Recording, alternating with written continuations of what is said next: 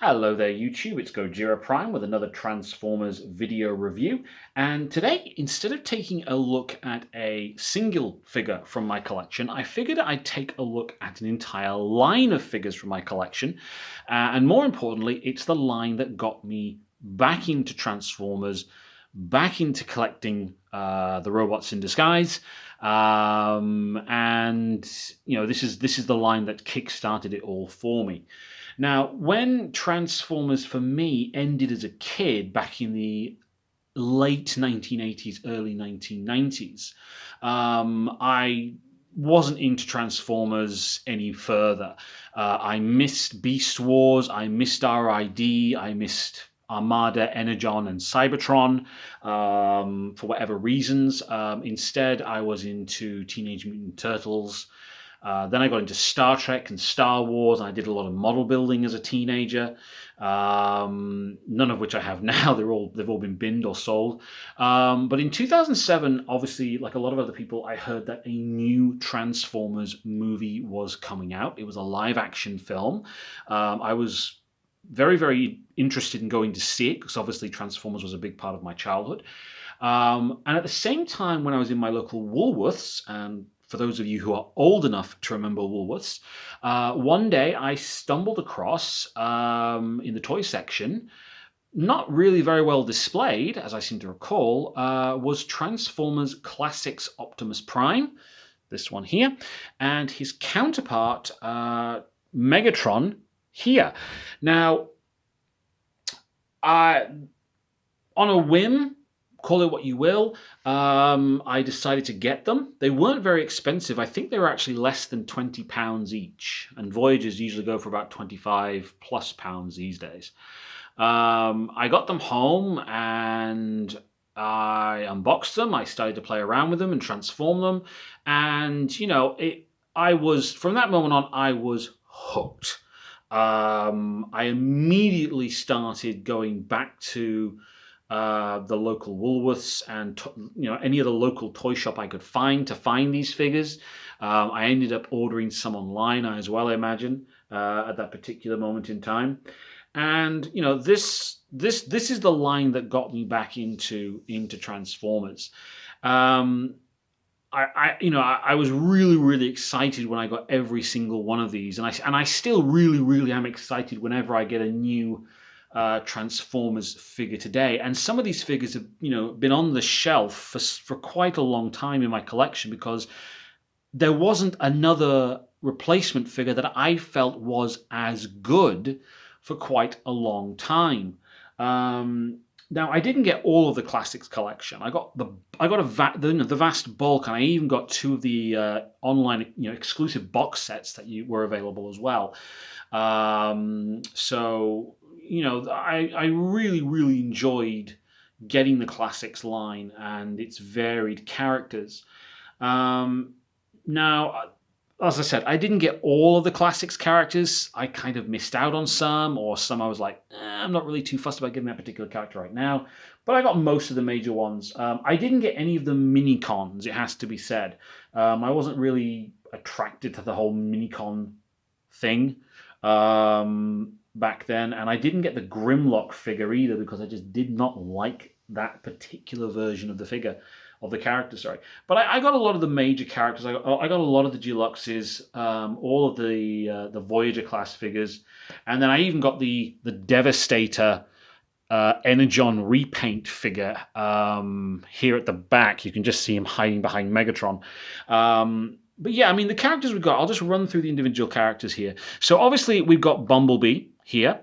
Bumblebee is he's quite a large deluxe. He's got a bit of bulk to him. But this was my Bumblebee for years and years. For the better part of 13 years. This has been my Bumblebee figure. I have not found a single Bumblebee figure I liked, really. I got the Universe figure, the Transformers Universe Bumblebee, where he transforms into kind of like a Camaro type vehicle, and he's now my on-the-shelf Bumblebee. I missed out on the Titans Returns Bumblebee, and I've been struggling to find the new Netflix Bumblebee anywhere, the new VW Beetle one.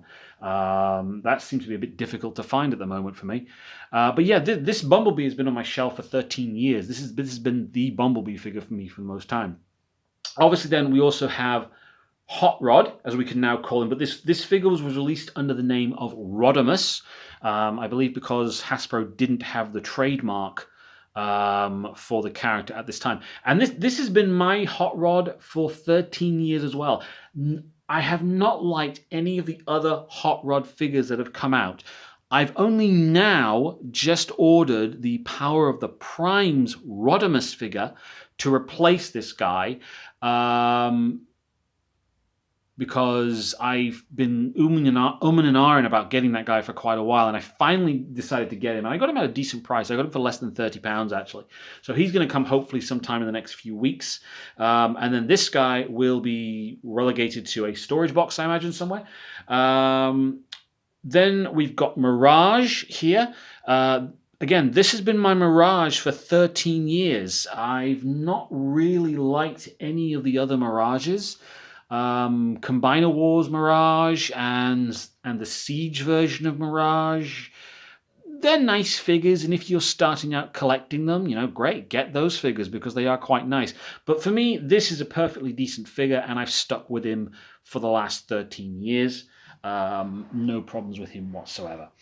Then we have Jetfire at the back. Here. Again, really, really nice figure. It pays enough tribute to the original character, but also takes what was then a very modern take on the figure. Obviously, could have been a little bit bigger, but there you go. But yeah, it's an okay figure. I do have problems standing it sometimes because of the legs. But again, this was my Skyfire / Jetfire for many, many years, until I got the Generations 30 figure a couple of years ago. And now that figure has been supplemented by the Siege Commander class Jetfire, who I call Skyfire. To me, if it's G1, it's Skyfire, not Jetfire. And then obviously we have in the middle here, for the Autobots, we have Optimus Prime and we have Ultra Magnus. Now, Ultra Magnus was only available as a 2-pack, and he came with Skywarp, sorry. Skywarp here. So the only way you could get Skywarp and the only way you could get Ultra Magnus was as a 2-pack. And Ultra Magnus is just a white repaint of the Optimus Prime figure, which has been pretty much the standard since Ultra Magnus was first released as a toy. Again, Optimus Prime and Ultra Magnus, these were my Optimus Prime and Ultra Magnus for many, many years. I didn't replace the Ultra Magnus until the Combiner Wars Ultra Magnus came out, because obviously that looked like G1 Ultra Magnus. He could turn into a truck and with the car carrying thing and everything, and that's what I wanted for an Ultra Magnus. But obviously you couldn't get it officially from Hasbro like that for a very, very long time. A third-party company did come out, and it escapes my memory what they were called, who did make a trailer for this figure which could make him look more like Generations 1 Ultra Magnus. But I never got it because I didn't have the faith in third-party companies, I think, to a certain degree.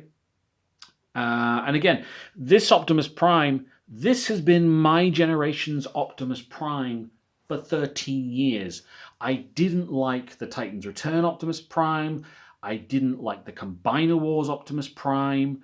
The Power of the Primes Optimus Prime. I didn't like any of them because, they just didn't do it for me. There was something lacking here. I didn't think any of the other figures that came out after this looked as good in robot mode or vehicle mode. It's only since Siege and Earthrise came out that I've gotten replacement Optimus Primes. I got the Siege Optimus Prime. That figure looks great in both vehicle and robot mode. And the Earthrise Optimus Prime is, for me, the pinnacle of what an Optimus Prime Voyager class, leader class figure should be. Granted, I have also got the Star Convoy figure as well, which is, I think, now probably my favorite looking Optimus Prime of all time. But yeah, for 13 years, this was the guy. He looked absolutely the best in vehicle mode and in robot mode. And I kick myself sometimes that I did not get a third party trailer for him. I really, really should have done it. Moving on to the Decepticons. The Decepticons didn't get much figures in the mainstream line of classics figures. You could get Megatron, you could get Ramjet, Starscream, and as I said, those were the only two Seekers on general release. Skywarp you had to get as a 2-pack, and Thundercracker was only ever released initially as part of the BotCon line in the Games of Deception set. So for the most part, you didn't get a lot of Decepticons as part of the mainstream line. The Devastator figure was only released as a Walmart exclusive, and then after that, you just had to buy it on like eBay or some online exclusive retailers. So if you wanted more Decepticons in your line, you had to either get the BotCon box set or the Walmart sets, and that was about it, really. Aside from that, there were not many Decepticons released as part of the main line. But saying that, these Seeker figures are, brilliant, even to this day for me. I know Earthrise has come along now, and you can get Seekers that are bigger and more articulated and stuff like that. But they're essentially just scaled up versions of these guys, let's be brutally honest. And these have lasted 13 years. I'm only now having problems with Starscream because his legs keep sticking whenever I try to transform him. So the legs pop off and I end up having to use a knife to bring out his legs the rest of the way. But yeah, I mean, these Seekers have lasted me for 13 years pretty much. And, I have the other two Coneheads, which came out as part of the Universe line. And obviously I got Thundercracker when he came out as part of the Universe line as well. So I'm really, really pleased. These figures have lasted a very, very long, long time. The other figure to speak of really is Megatron.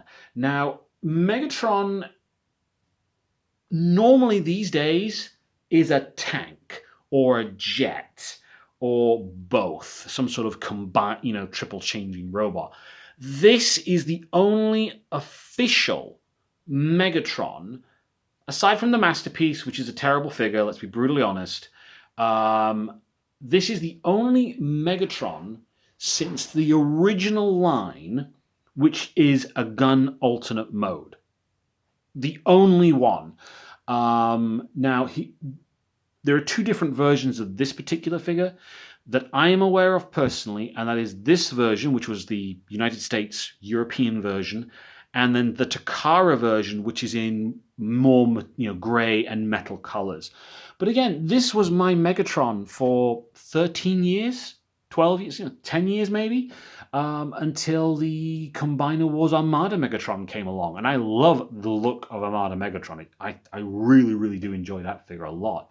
And now it's only been replaced again because I've got the Earthrise Megatron, which is about as spot on for a G1 Megatron look that you can possibly get, although he does turn into a tank.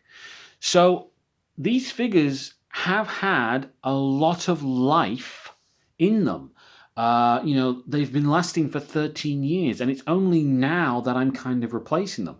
The Devastator has been replaced on my shelf for many, many years because I got the Combiner Wars Devastator when that figure came out. And, although this is nice as a, this was a nice figure 13 years ago when it came out, it is a bit of a brick, and it doesn't go together very well as a combiner. I do sometimes have problems plugging in the different section or segments of the figure.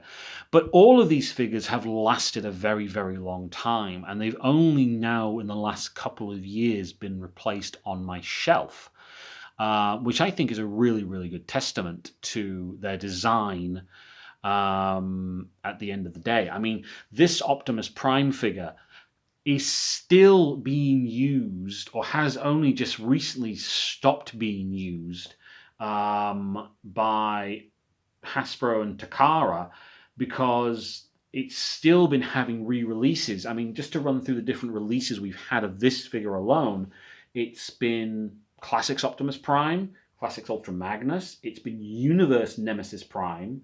It got re-released within a couple of 2-packs for Age of Extinction, and it's been Shattered Glass Optimus Prime. It's been the Timelines Knights Jinrai figure. It's had a couple of clear versions of it released. It's been also the eHobby Cloud Optimus Prime figure. And again, it was only released fairly recently, within the last, couple of years, 2, maybe 3 years, as the Magna Convoy for the for eHobby again. So, this figure's lasted. It's been reused numerous times, and I think that's absolutely fantastic. And like I said, it's only now that we're getting really replacements for the Seekers because of the Earthrise and Siege line. And Rodimus Hot Rod is going to get replaced with the Studio series when it comes out later next year. But like I said, I've also got Power of the Primes Rodimus coming, and I'm going to use that as my Rodimus Prime, and then use the Studio series as my Optimus Prime. Hot Rod.